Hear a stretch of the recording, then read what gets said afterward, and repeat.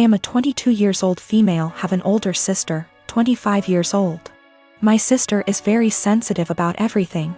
When we were young, if I made the smallest comment like, I prefer pink over blue, it would make her cry because she thought I was aiming at her by saying it. My parents would always ask me to apologize to her since she's sensitive and I'm emotionally stronger than her. My parents never controlled my sister's diet growing up, letting her have what she wants since they found it too difficult to control her. I was skinny as a stick when I was a kid. So even though my family has a long history of thyroid disease, my parents didn't think there was an issue with me. However, my sister has been overweight the majority of her life, so my parents thought she'd be the one with the thyroid issues. They took us to an endocrinologist when I was 10. I got a diagnosis for Hashimoto's thyroiditis while my sister didn't, and instead got told to exercise and watch her diet. I got hypothyroidism due to Hashimoto's, and have been on medication ever since. My sister and I moved back in with our parents due to what's happening these days. I leave my medication in a cabinet near the kitchen since I know I won't take it unless I have to actually get out of bed to do so. Apparently, I left a box before I moved out of my parents' house when I was a teen, and one of her friends saw it while they were over and asked if it was hers. My sister told them that it was, and that's why she was overweight. The box has Euthyrox written on it in big bold letters with a little picture of a thyroid gland next to it. So, yeah, pretty obvious it was meant for a thyroid condition. She's held up this farce for almost 4 years. I only figured it out when I saw her take a box of it out of my bag one day. I confront her on it, and she starts crying and telling me that she just didn't want anyone to mean to her because she's fat. She also says that it's not fair that the one with the normal weight gets the thyroid disease. I tell her to knock it off, and that she can't lie to get sympathy from people. My parents talk to me later, and they say that I was too harsh calling her a liar and she probably needs a therapist or something, and the classic, I should apologize since I'm more mature. They even tell me that they were hoping that she was the one with the thyroid issues as a child, so that they could justify her weight gain. I ask them, so you wanted your daughter to be sick instead of admitting that it's your fault because you bought her McDonald's whenever she wanted it, and never made her exercise? Now they're mad at me too.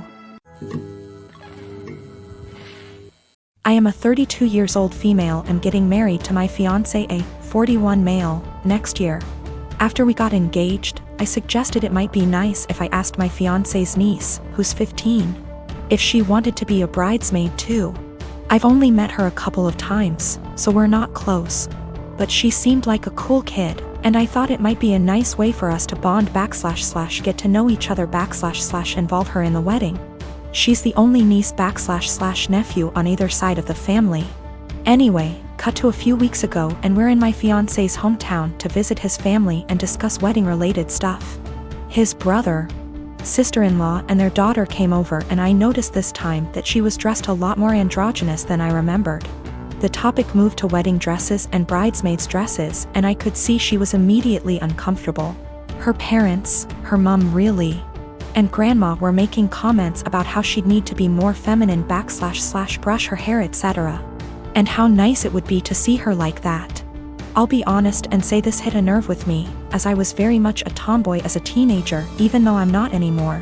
And it absolutely broke me whenever my relatives would say things like that. Eventually, her mother made a comment along the lines of, "It'll be nice to see you dressed like a girl for once." And she looked really sad / embarrassed / upset. In response, because that really hit a nerve, I immediately told her that my maid of honor would be wearing a trouser suit for the wedding and not a dress, and that I'd given all the bridesmaids the option of wearing anything they want as long as it's in the wedding color. To make things easier, I pulled out my phone and started showing her photos of the ideas my friend had sent me: the jumpsuit, culottes, a trouser suit, a tailored tux, etc., and let her know that she could pick anything at all she wanted. She could even wear jeans and trainers if that made her comfortable, and that it's a wedding, not a fashion show.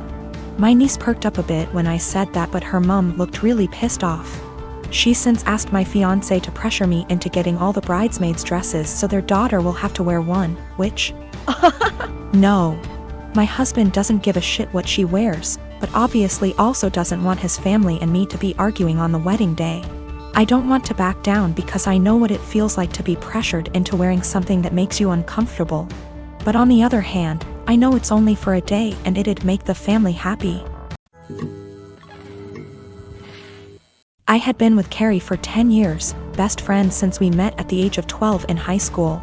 We had tons of amazing memories. We've traveled to several countries together and made long-term work for 3 years while separated due to studies. Last Thursday I proposed to her in St. Lucia, not in front of anyone mind you, I wanted it to just be private. She didn't say anything and I was thinking, oh shit, did I say or do something wrong? She started crying and said she had something to explain to me. She didn't want to marry me because she'd been sleeping with the coworker she said was just a friend for around 3 months. She said she rationalized it was just a thing that would pass, but it's continued, and she said she loves me so much. More than I'll ever understand, that I've helped her so much and she doesn't even know why she has done this. She said she loved me too much to marry me knowing she'd done what she did. She doesn't love the guy.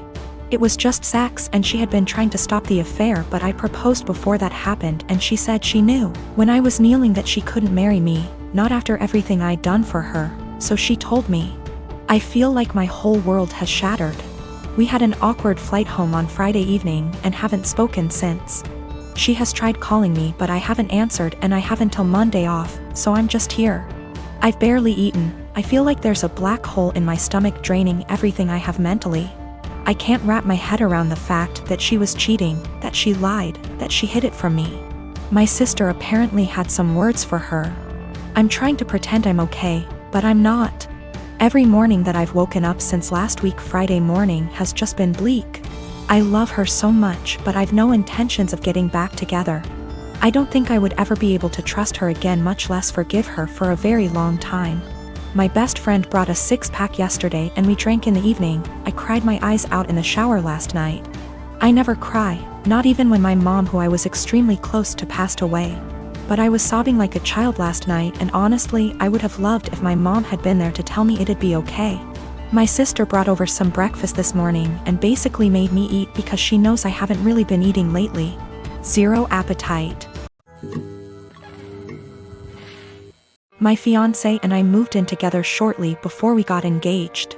Before we did, we discussed how we'd split the housework and bills. 50//50 down the middle with some wiggle room for when the other needs help. When we moved, it was into her parents' 2-story garage that they converted into basically an apartment. They offered a low rent, $700 total, and pitch in for the electric and internet so we could save money for our own place and wedding. My fiancé earns more than me and that's cool, I'm proud of her. Before we moved in together it always seemed like she was living paycheck to paycheck, and I chalked it up to the apartment she had prior having insane high rent. She stuck to the 50//50 arrangement at first concerning bills, but she missed often and I had to remind her about it. Post-engagement, she's back to living paycheck to paycheck, either missing or very late with her part of the rent monthly. The 2 utilities we pay, groceries, late with her car payment.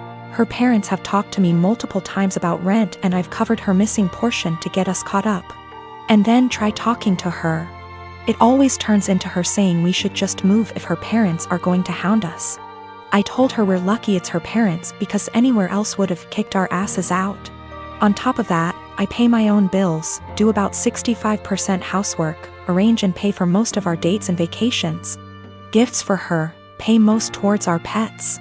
I've suggested a financial coach, but what kicks me is whenever we're around others. She boasts about being the breadwinner since she earns more. Goes on about the stresses of being the main source of income, all the hours she has to work to pay all our bills. I was letting it slide until few days ago we were at a get-together. She and her sister started up again about her being the breadwinner. Her sister said something to the effect of her ex-boyfriend had a hard time being with someone who earned more, and my fiancé went, "Good thing OP doesn't mind me bringing home the pay." I told her just because she earns more doesn't make her the breadwinner when she blows it all on herself and I'm paying most the bills.